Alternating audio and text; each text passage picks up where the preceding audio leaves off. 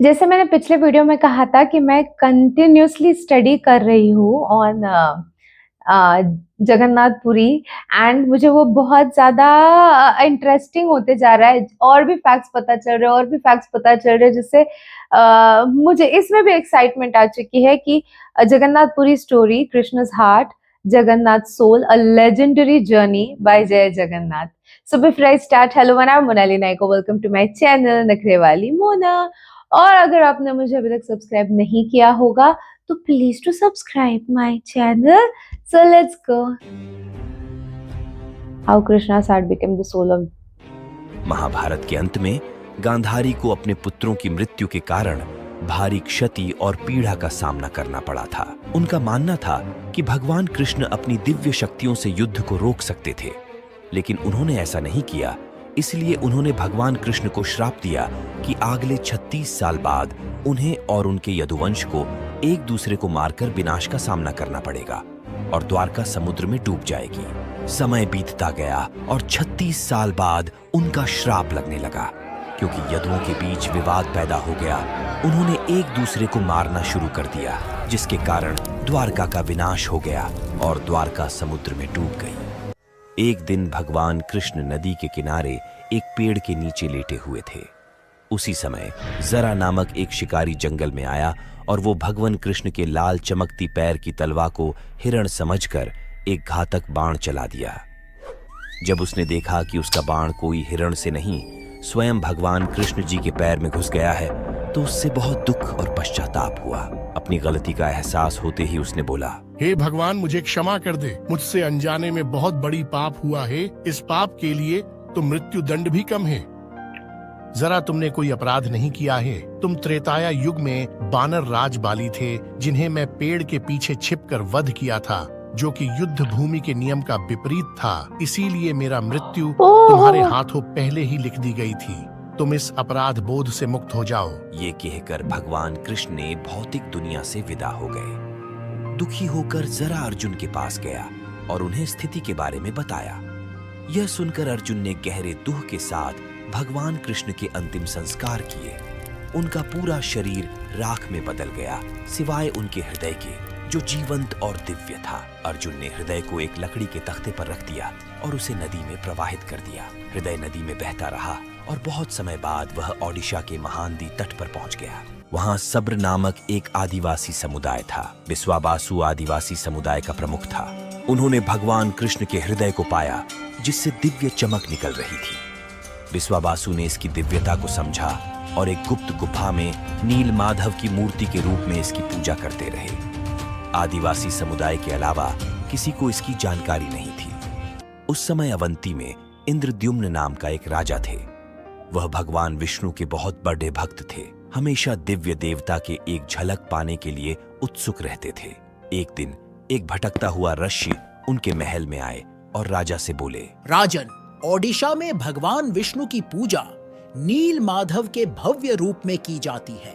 आपको ओडिशा के भीतर इस पवित्र स्थान का सटीक स्थान अवश्य खोजना चाहिए। राजा इंद्रद्युम्न बहुत प्रसन्न हुए और उन्होंने तुरंत ब्राह्मण पुजारी विद्यापति को ओडिशा जाकर नील माधव की खोज करने का आदेश दिया। राजा के आदेश का पालन करते हुए विद्यापति ओडिशा की यात्रा पर निकल पड़े। एक लंबी और कठिन यात्रा के बाद ओडिशा पहुंचने पर विद्यापति को गुप्त स्रोतों से पता चला कि सब्रों के नेता एक छिपी हुई गुफा के अंदर नील माधव की पूजा करते हैं। विद्यापति सब्र द्वीप में महानदी के तट पर जंगल में पहुंचे। सब्र राजा विश्वाबासु ने विद्यापति की अगवानी की। विद्यापति ने विश्वाबासु से कहा, महाशय, कृपया मुझे दिव्य पूजा का स्थान दिखाएं। मैं यहाँ बहुत विश्वास के साथ आया हूँ। मुझे माफ करो, मैं तुम्हें उस स्थान पर नहीं ले सकता। अब मैं क्या करूँ? यदि मैं इस प्रकार लौट गया तो राजा को क्या उत्तर दूंगा? मुझे कोई दूसरा रास्ता खोजना होगा। विद्यापति उसी गांव में रहने लगे। कुछ ही दिनों में उन्हें विश्वाबासु की बेटी ललिता से प्रेम हो गया और उन्होंने शादी कर ली। विवाह के कुछ दिन बाद विद्यापति ने अपनी पत्नी से कहा, ललिता, क्या आप अपने पिता से हमें नील माधव की एक झलक दिखाने का अनुरोध कर सकती हो? आपके पिता आपके अनुरोध को अस्वीकार नहीं करेंगे। ठीक है, मैं निश्चित प्रयास करूंगी। मुझे अपने पिता से बात करने दो। ललिता अपने पिता से बात करती है। ठीक है, लेकिन मेरी एक शर्त है, विद्यापति अपनी आंखों पर पट्टी बांध कर जाएंगे।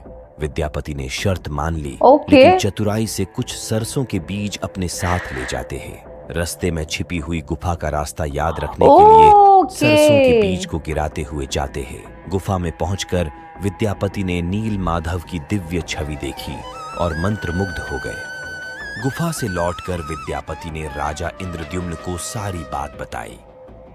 आंखों पे कुछ पट्टी, महीनों अच्छा के रास्ता बाद नहीं देखना था। विद्यापति ने गुप्त गुफा के रास्ते में जो सरसों के बीज बिखेरे थे वे अंकुरित होकर पौधे बन गए। हाँ, राजा विद्यापति के exactly. साथ सरसों के पौधों के पीछे पीछे नील माधव की दिव्य मूर्ति देखने गए।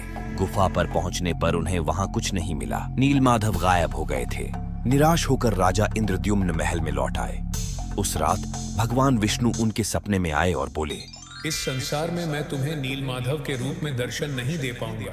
तुम पुरी सागर तट के पास जाओ, एक दारू तैरता हुआ आएगा। मैं एक बहुत बड़े सुगंधित लाल रंग के लकड़ी के लट्ठे के रूप में प्रकट होऊंगा।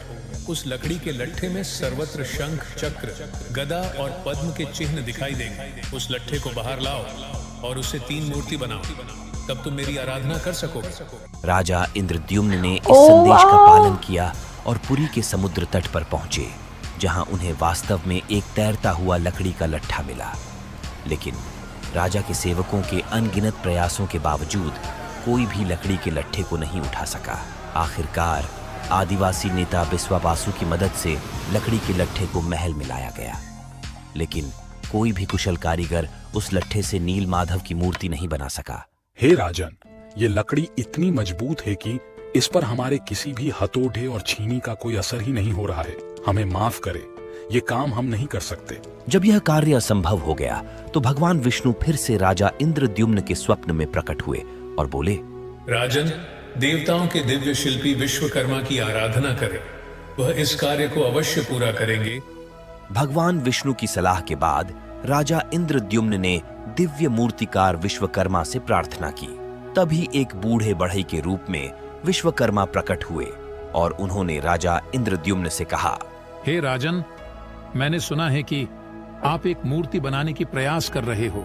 हाँ शिल्पी, सही सुने हो। क्या आप ये करने में सक्षम हो? मैं उस लकड़ी के लट्ठे से मूर्ति अवश्य तैयार कर दूंगा, लेकिन मेरी कुछ शर्तें हैं। हे शिल्पी, बताएं आपकी क्या शर्तें हैं? मैं 21 दिनों में एक बंद कमरे में भगवान विष्णु की मूर्तियां बनाऊंगा और इस प्रक्रिया के दौरान मुझे अकेला रहना होगा। अगर 21 दिन पूरे होने से पहले किसी ने दरवाजा खोला तो मैं मूर्तियों को उसी अवस्था में अधूरा छोड़कर चला जाऊंगा। क्या आप इन शर्तों से सहमत हैं? हाँ, मुझे आपकी सभी शर्तें स्वीकार हैं। कृपया कार्य को आगे बढ़ाएं। विश्वकर्मा ने दरवाजा बंद कर दिए और अपना काम शुरू कर दिए। लोगों को कमरे से केवल आरी, छेनी और हथौड़े जैसे औजारों की आवाज ही सुनाई दे रही थी। 15 दिनों के बाद जब कोई आवाज नहीं सुनाई दी तो रानी गुंडिचा चिंतित हो गए और राजा इंद्रद्युम्न से बोले, महाराज, मैंने उस कमरे से कोई आवाज नहीं सुनी है। शायद बूढ़ा बढ़ई भूख से मर गया है। कोई दुर्घटना होने से पहले हमें दरवाजा खोल देना चाहिए।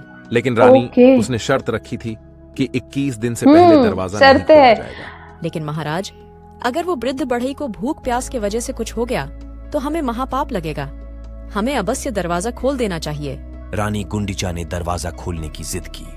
अंत में दरवाजा खोला गया, जिससे पता चला कि बूढ़े बढ़ई के रूप में भगवान विश्वकर्मा 3 अधूरी मूर्तियों को छोड़कर गायब हो गए। राजा इंद्रद्युम्न को विश्वकर्मा की बात न मानने और शर्त तोड़ने पर बड़ा दुख हुआ। इसलिए भगवान जगन्नाथ के हाथ और पैर अधूरे हैं। जब राजा इंद्रद्युम्न उन अर्धनिर्मित मूर्ति के समीप जाते हैं तो उन्हें हृदय की धड़कने की ध्वनि सुनाई देती है, जिससे उन्हें ये ज्ञात हो जाता है कि इस मूर्ति के भीतर श्री कृष्ण जी के हृदय विराजमान है।